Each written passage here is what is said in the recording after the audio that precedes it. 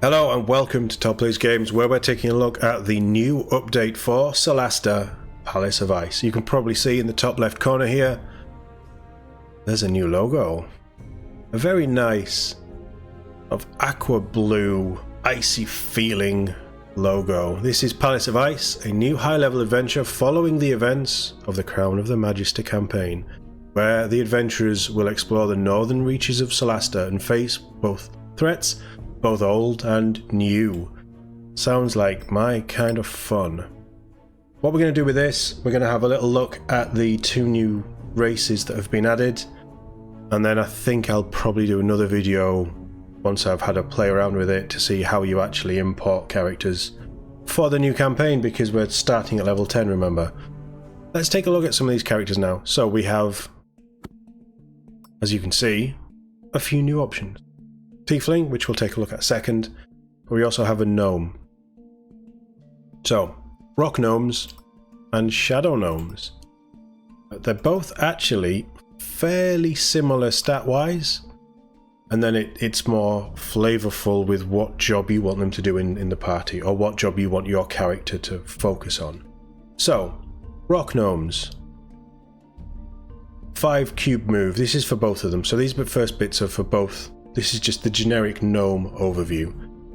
5 cube move, which is not quite as much as everyone else. The average is about 6. These Sylvan Elves have 7. But it's okay. If you're lagging behind a bit, it can get you in trouble, but it's not going to ruin the game. And they're the same as dwarves and halflings. Dark vision. That's huge, certainly in the main campaign. In the whole thing. Dark vision is great to have, so it's good to see it there. Gnome cunning. You had advantage on all intelligence, wisdom, and charisma saving throws against magic. Very magic resistant. Very cool. They also have the ability score increase of intelligence +2. Rock gnomes. Now both of these are actually the same with dexterity. But rock gnomes and shadow gnomes also have a +1 dex, which is nice, again depending where you're building them, but an extra stat is always nice. And these little guys specialize in building stuff, tweaking stuff, upgrading things. There's going to be a trend with a rock gnome. Tinker. You are proficient with artisan's tools, which is smith's tools. And using these tools, you spend a quarter of the time to craft a basic item.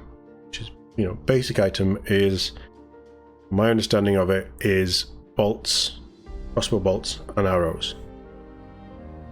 Can't remember what else there is under Smith's tools. There's all the different variants, but I don't know if the variants are classed as basic or not. It'll need some more investigating, I think, if we ever take a rock gnome on an adventure. But that's cool. Faster crafting, very nice. And on top of that, your proficiency bonus is doubled when making a roll to determine whether your crafting progresses. So how crafting works, I think there's maybe 3 or 4 checks a day. Certainly when you're resting, the game just rolls dice in the background to see if you hit the DC test for progression on whatever item you're crafting.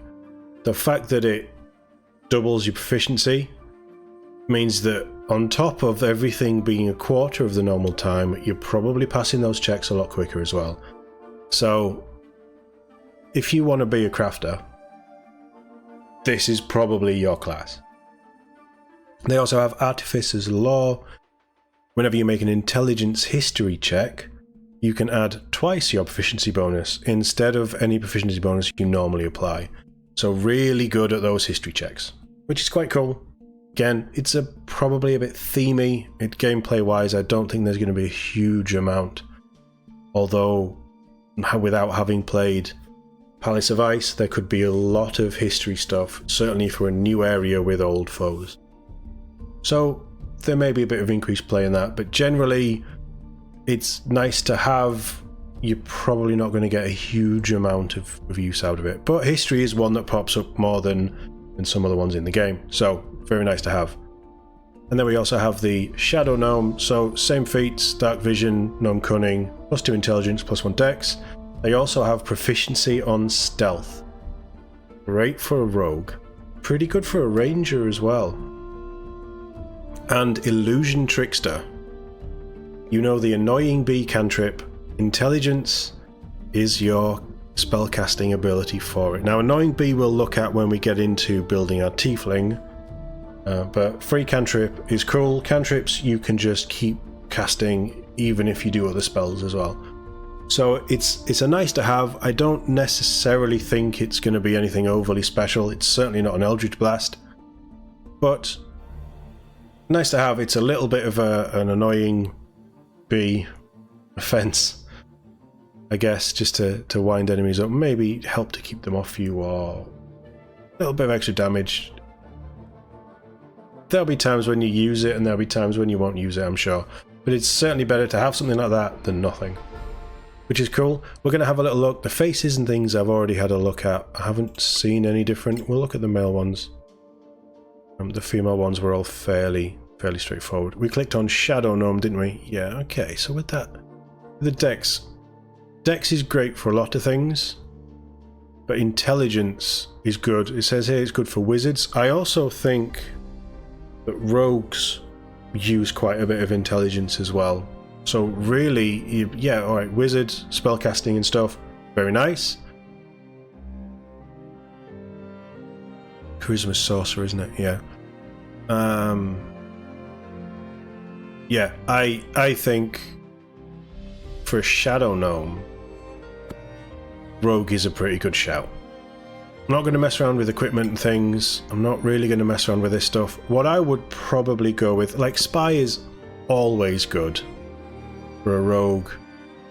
But if I was going, doesn't matter which class, but if I was going rock gnome, I'd certainly be looking at academic. Because under academic, you have antiquarian ties, but you also get Enchanter, which gives you proficiency with the Malacalan Rosary right off the bat, which means you can enchant weapons. I don't know if the crafting, because it says basic items and things, I don't know if you're going to be getting your extra proficiency, and I don't know if it's going to be crafting those items quicker as well. But there might be a little bit of play there without sort of taking one into a campaign and running it down and seeing what's going on. I can't say for certain, but there might be a little bit of interaction, and then that would make you just a powerhouse for all the crafting for the party. But Shadow Rogues don't focus on building. I'm going to just go spy for this. Caution, greed, altruism's already fit. Cynicism, here you go. Here you go, violence. Job done. They're not bad starting stats, you know. I was going to say roll 3. See where we're at. They're okay. What I would do... Dex is our main focus, and then intelligence. Then, I mean, these are...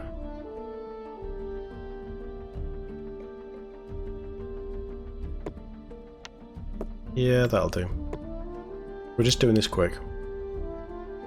And again, all this stuff, this doesn't change regardless of which race you are, so I'm just going to pick stuff. I like sleight of hand. We've already got stealth anyway. Investigation is probably a good one.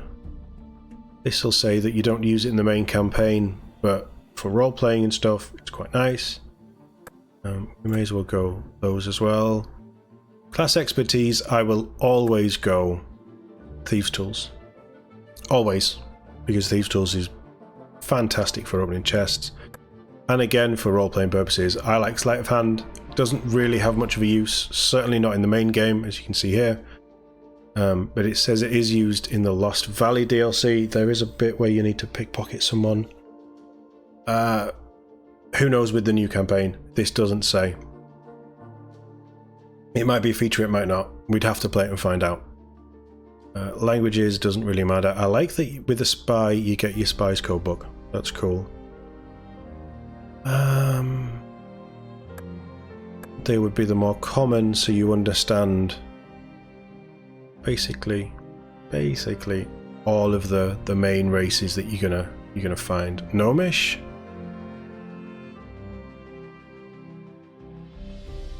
So it says, I think Gnomish was in there previously, but not. It's not in the main campaign. But who knows?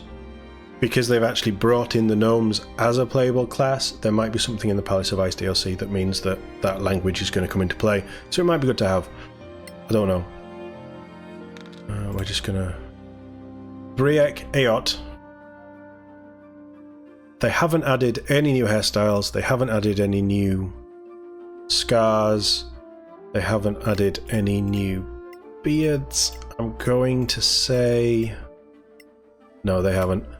So all of this stuff, all of the class... Obviously the gnomes have slightly different faces because they are on a smaller body. But none of this has changed. The colours are the same. Eye colour is all the same. Wow, that looks terrifying. Purple doesn't help either. Let's go with a nice ice blue. The age thing is the same as well. Voices, sadly, I thought there was going to be new voices. Touché. How did I miss? Not too bad. The voices are the same. And if we flick across to female, Briu Vingrel. Again, there are slightly different faces. All of this is the same. Body decorations are all the same. As I said, scars are the same, hairstyles are the same. And... Only a fool would. Oh, I just needed one hand. what went wrong there? It's freezing. sadly, no new voices. Which is a bit of a shame. But yeah, that's our gnome. I think... I don't know if I'm going to take a gnome into our Palace of Ice solo campaign. I don't know what everyone else is doing. Co-op wise, you've already seen my character. We went human because before I had access to this, I wanted to get a video out with me making the character. And I've wanted to make a human warlock for a long time, so that's why we've done it. A tiefling warlock would have been incredible though. Just throwing that out there. That's a sneak peek for what's coming next. So I don't know if we're going to play with a gnome. I may take a gnome, like a wizard gnome item creation crafter guy, girl, whatever. That may come in. I'd have to think about it and see what gaps we need to fill. But let's take a look at tieflings. Tieflings are fun. They are very charismatic, as we'll see. I like tieflings. I think they're pretty cool. Tiefling, 6 cube move, same as 95% of the human-sized characters in this. The only one difference is the Sylvan Elves. They have dark vision, which is, again, true to D&D, but it's massive in this game. Hellish resistance. So they also have resistance to fire damage, which if you're in a co-op party with Mark, is going to be critical. +2 to charisma and +1 to intelligence. There's a few different ways you can go with a tiefling, I think. Charisma is such a big thing for them with the +2. It does open up some nice little avenues for different classes. And they also get the Infernal Legacy. Now this is quite an interesting one. So you know the Produce Flame cantrip, which we'll take a look at. When you reach level 3, you can cast the Hellish Rebuke spell at a level 2 spell once with this trait, and you regain the ability after you do a long rest. So we've seen mechanics like that where you got it's a one use, then long rest. A lot of paladins and I think clerics have similar ideas with their powers and things. So that's quite cool. And Hellish Rebuke, even if it is just a one and done per day, it's a very nice. At level 2, I don't know if that levels up, but at level 2 it'll be 2 or 3 d8 fire damage back at an enemy who has just injured you. Hellish Rebuke is a lot of fun. I've used it on a warlock quite a lot. And you could just, if you've got a lot of spell slots, it's great to use. So just getting it free once a day, very nice. They also get the same idea at level 5 with Darkness, which they have Dark Vision. Sadly, Darkness is classed as Magical Darkness, and you would be blind if you cast it on yourself and your party. But then cast darkness once per day, finish a long rest to get it back. I mean, if there's a clustered group of ranged enemies that you want to just shut up for a minute, you could throw them in darkness, and then they've got to spend a turn moving. I don't really play that way. You know I'm not a big magic user. It has its uses. Hellish Rebuke is a lot more fun. A lot more fun. And I don't know if I'd use that. It's better to have it than not, I suppose, but you know, it's up to you if you'd get a lot of play out of that. I probably wouldn't. And they use charisma for these spells. So to maximize damage and increases and actually ability of getting these off, you want to be building into charisma if you want to go down this spell route. Because of that, Warlock is probably a really solid shout, because everything a Warlock does comes off charisma. All their spellcasting is charisma. One of their main saving throws, charisma. Now, I actually think a sorcerer would be great. So, their spellcasting is charisma 2, I believe.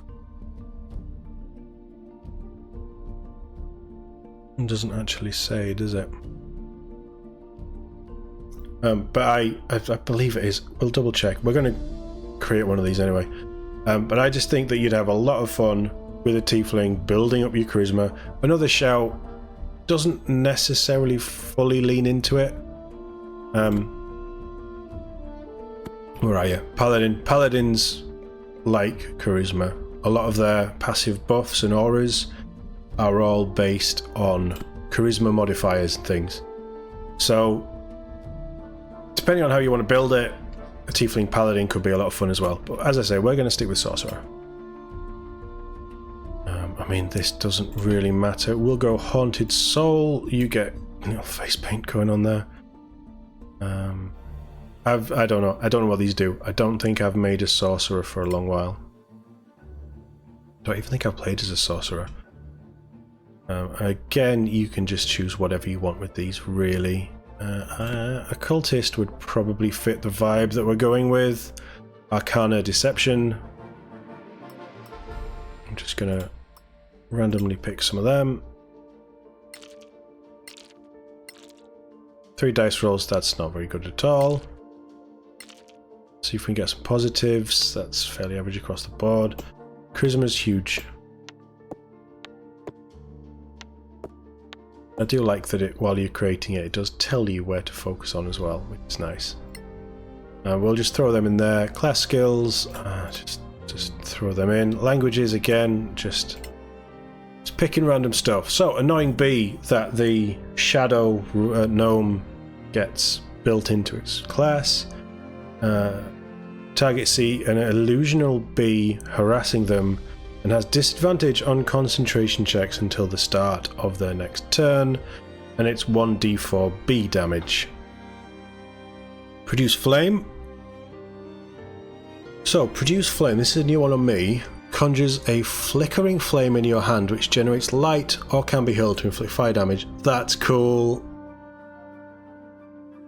That's very cool. So, you can hold flame in a free hand to eliminate 2 cells of bright, 2 cells of dim. It's, as you'd expect, like holding up a lighter in a dark cave. But it's cool.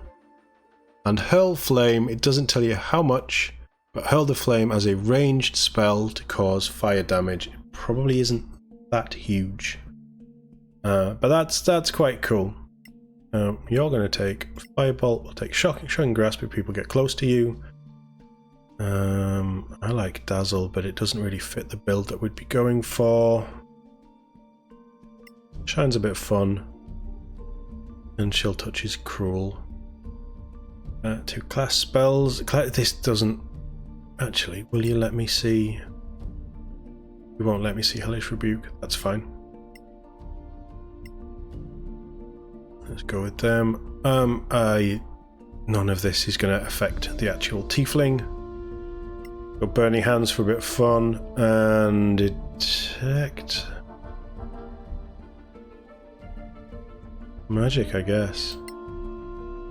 So, identity. Let's see what we have. Let's roll up 2 names. Parmezu Golden. I'm not sure if that really works, but we'll go with it. Face-wise, can we...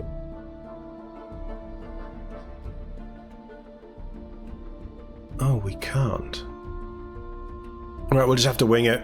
That's obviously a special sorcerer legacy, lineage, whatever they're called. Face, so this isn't the best, is it? Let's get rid of that. That. Oh, they all have. That has the least. I just want to see the faces. I can't remember what we picked on here.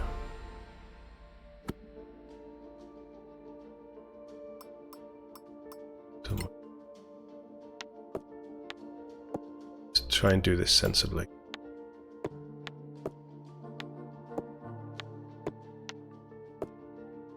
They're not the best of stats. Like, I wouldn't advise to go with those, but I don't know what we picked. Shine, shocking grasp, fireball, mine, chill touch, burning hands, take magic. Right, so with this, like, this isn't going to be a character that is going to be coming on our adventure. We may have one of these, but it isn't going to be this one. This is just an idea for this video, okay? Raphoeth Silver. The theme of the name's there. So you can see they have demon eyes. Body decoration just means the scales. The scales isn't a tiefling thing, that's a sorcerer thing. Just to lean in with the sort of dragon lineage that they have.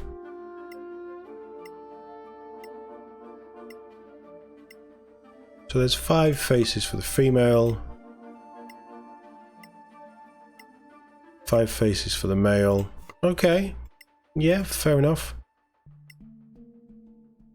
None of this has changed. Scars will all be the same. They have some severe cheekbones, didn't that one?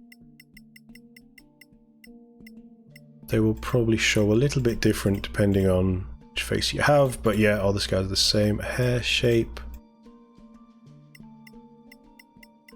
Yeah, the hair hasn't changed. Hair colour hasn't changed. Horns.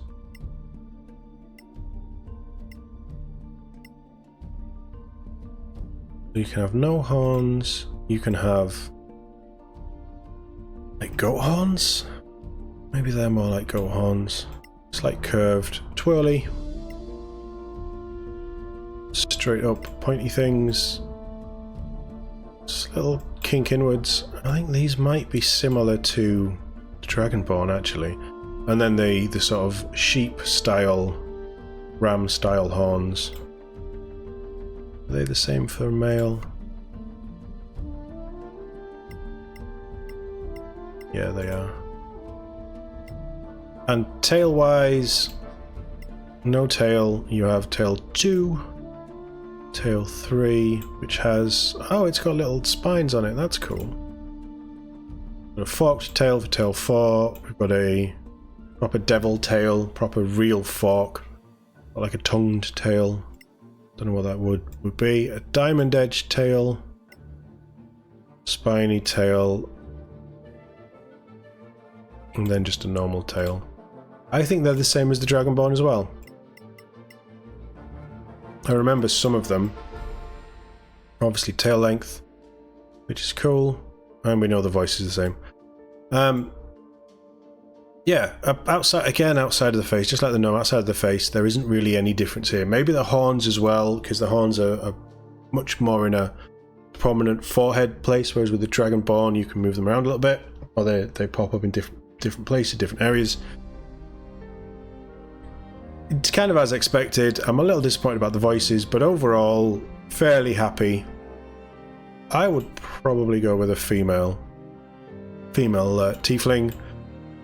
And the more I think about it, the more I think we should take one on our new adventure. But we will decide on that when we start. I haven't made the final 2 characters yet. So that is our gnomes. Quick look at our gnomes and a quick look at our tiefling. Now let's have a little look at how we import our characters. So choose campaign. We have... Oh, what's that? We have new campaigns. So Crown of the Magister we all know. Lost Valley we all know. We played that one as well. Starting level 1 to 6 and starting level 5 to 10. Interesting. So these are probably extra little side stuff. There is also the user campaign as well. If you want, or if you know people who've created them, you can also create your own dungeons and things. There's a lot in there. I've never covered it because I took one look at it and thought, nah, my head won't get around this. There'll be people out there who have done videos on it. I think it's very good from what I've seen. So Care Falkran, sent to investigate caravan raiders by Copran. Ooh. Adventurers enter the abandoned mines of Care Falkran. And then Duncurin. Your friend Estala Medvinka has not given any news for several months. Last time you saw her, she told you about a man she decided to follow in an abandoned fortress on the border of the Badlands, Duncurin. You decide to go looking for her. We're going to play these. I don't know how long they are. It's a nice surprise. We're going to play these.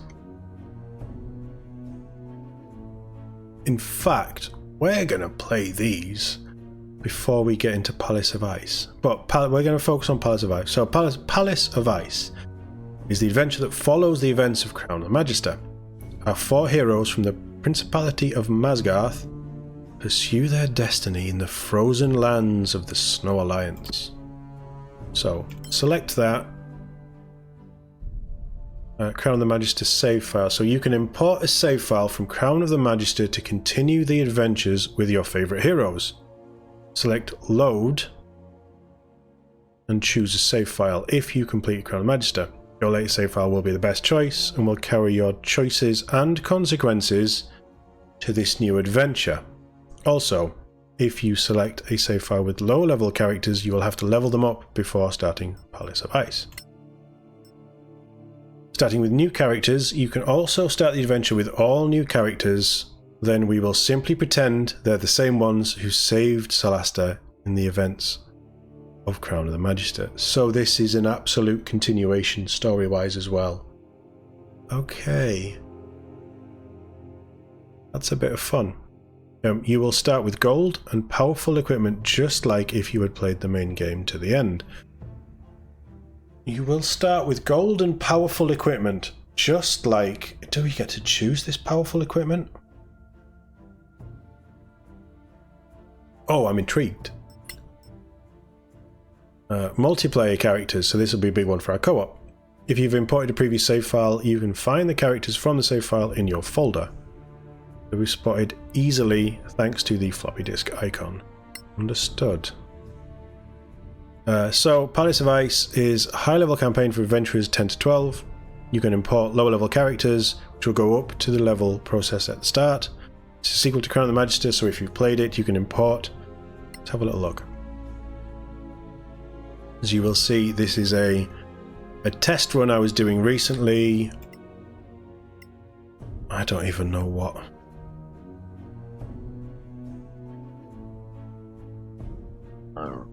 Excuse me. This campaign is not compatible. How many characters will be imported and play decisions from the campaign when I'm proud of it? Okay, so that's Lost Valley. So if you've played Lost Valley with certain characters and you want to bring them across, you can, but it will just make up the choices for you. Whereas End Campaign, most recommended. So it even tells you. This will be from our old days. Yeah. No. This was the co-op one that we did, the Inner Strength. Most recommended for you, not for me.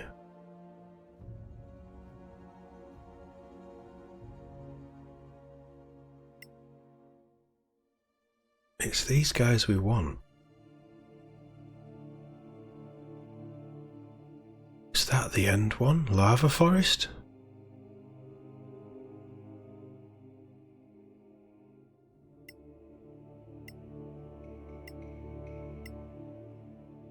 It must have been. I like that it shows the gear.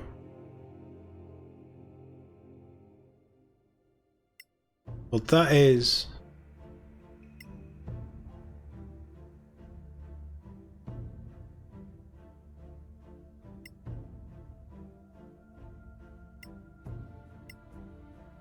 I don't even know who they are.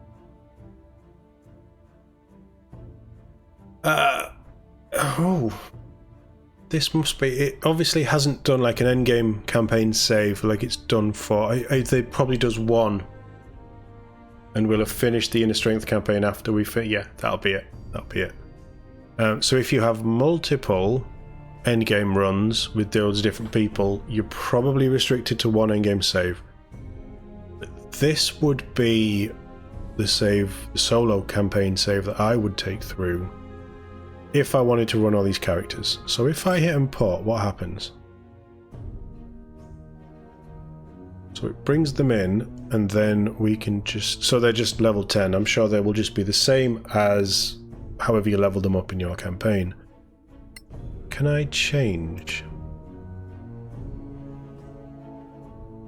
So what if I... This is an absolute test. What if I select Vanko, who is currently level 1? This character will be leveled up. This is going to be the best way to do it then, because we'll not only will we have Kolgar, but we'll also have our choices at the end. But then this isn't a save from the end. What I might have to do then is just add it to the list. This might be a quick replay to get the choices with that. We'll see. I'll play around with that idea. But it looks like you can just pick up where you left off with the 4 characters from a solo run. Job done. I want to see how it levels up a level 1 character though. So, go with that. Start game. If we get like a video or something, I'm going to cut it out of this. I'm warning you now. That's for the story. That's not for this.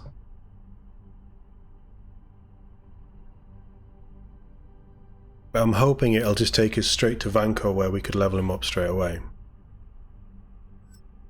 Sort of my plan. Yeah, so the 3 are ready, and then you just hit level up. And then you would take him through all 10 levels. Right, let's quickly do that and see how it goes. So actually this is a full-blown individual level thing, so... But we want to see what items they start with, don't we? Right, but... Okay. We've got him up to level 10. He was the tree anyway, you choose that at level 1. We've gone back to the tome. We're not playing with this Vanko, this is just a test run. But I want to see... Previously... Skip all this. In fact, we'll skip all this. Right, that looks like it's quite an extensive flashback. So all of the choices that you've made will probably feature in it somehow. I skipped a lot of it, but there was quite a lot of it to skip. But let's see what happens when you actually get into your campaign. I think we're just given... But we will have had plate armor, we will have had the... That's the right sword, that's the right crossbow. You did have the Cloak of Arcana. I think you start with everything that you had. It seems to have given us... I don't know if we were carrying all this stuff. It seems to have given us a good chunk of stuff. Yeah, you see. I'm pretty sure that Illistar had the flame sword, whereas he doesn't here. I don't know if he'd have had that, but he definitely had that. I'm pretty sure he had that as well. And he was using the braces. And you don't get anything to start with because you didn't... Ah, interesting. So, I think...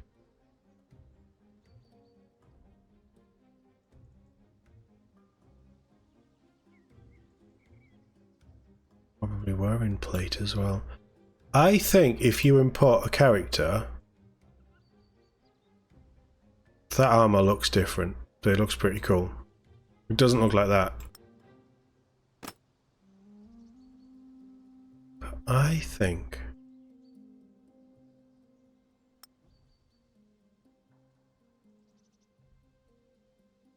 Studded leather looks different. Some of this stuff looks different. There's the little thumbnails. I think you start with what you... Armor of the Flame Dancer. Oh, that's kind of cool.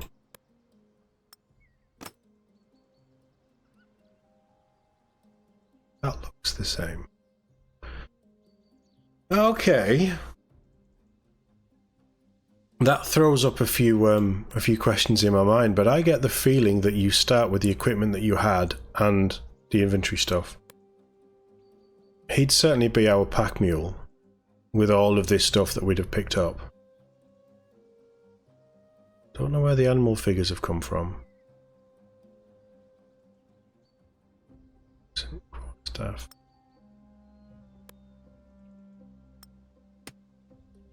Yeah, I think you import your equipment. Because he was certainly wearing that. Don't remember giving him a bow. But he's an elf, so he could use a bow, so he may have had a bow. He definitely had the dragon blade. Well, 99% certain that he had the dragon blade.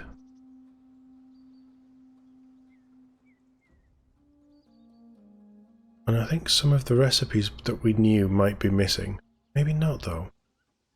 Soul Drinker dagger looks different.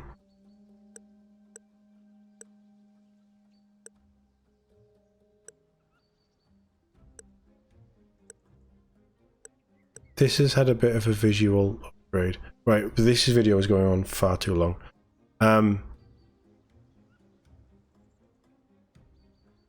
If you don't start with the equipment from your previous run, which it looks like you do to me, then you certainly start with a lot of equipment. The thing that's throwing the spanner in the works for me, she definitely had that shield.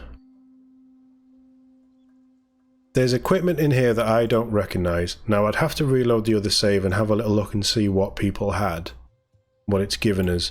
But he definitely had heavy armour. And he will definitely have had that because he's a paladin. Radiant damage stacks with him very nicely. And he probably had a crossbow. I'm pretty sure that Illistar had a short bow because he's an elf and he can just use them anyway. The sword is the question. But by this point, with the save that we've loaded in, he probably didn't have... You do. Your characters... They do, yes. 100%. Your characters start with whatever they had in their inventories from the last save that you import.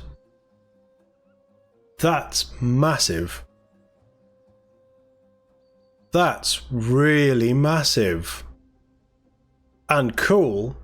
But it kind of gives you, and they've even got experience towards, whereas Vanko hasn't, and he's come in with crap, basically. We've given him that, but he's come in with nothing. Right. It is confirmed. If you import an old save, I can use this. We'll just throw everything on Kolgar, and then we'll import him in on the save. Job done. So I just need to replay the end of this. More to do. More to do. Add it to the list. Right, that's really cool. That is really cool that your gear comes in with the characters that it was on. That's epic. Well done, guys. Round of applause.